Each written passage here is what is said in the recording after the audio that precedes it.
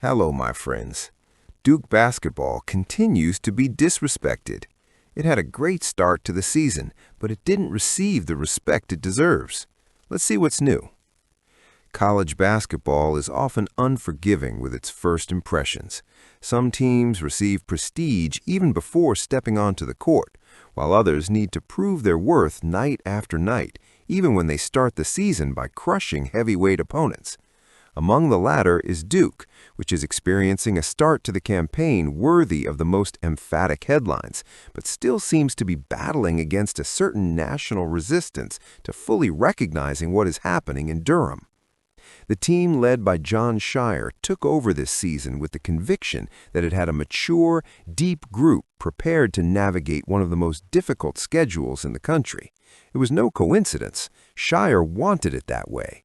He designed a schedule that would pit his team against high-level programs, demanding immediate responses, pushing his players out of their comfort zone, and bringing them closer to the urgency that defines March.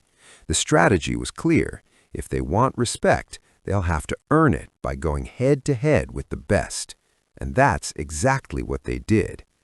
From the first game, Duke demonstrated that they wouldn't step onto the court just to fill the scenery. They came to compete for elite status. The blue team faced Kansas, Kentucky, Florida, Michigan State, opponents with tradition, depth, projection, and national visibility, and won them all. These weren't routine victories, nor triumphs based solely on occasional bursts of energy.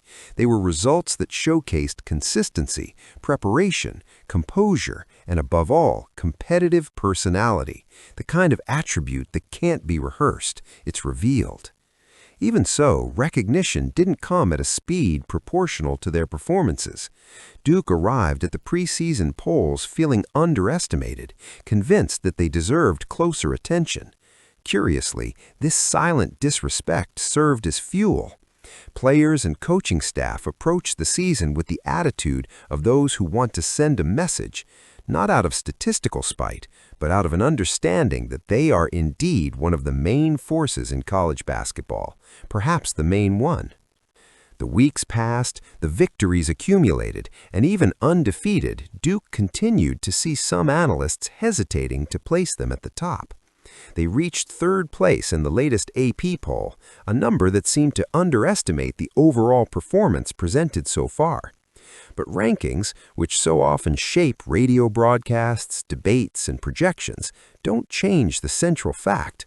Whoever faces Duke knows they've faced one of the most complete teams of the season. Recent performances only reinforce this narrative.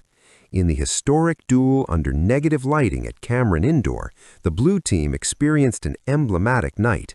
The arena pulsed like few times before, and Cameron Boozer delivered a performance that justified every inch of the enthusiasm surrounding his talent. 29 points, infectious energy, and natural leadership. It was a collective spectacle guided by the brilliant individuality of one of the country's greatest prospects.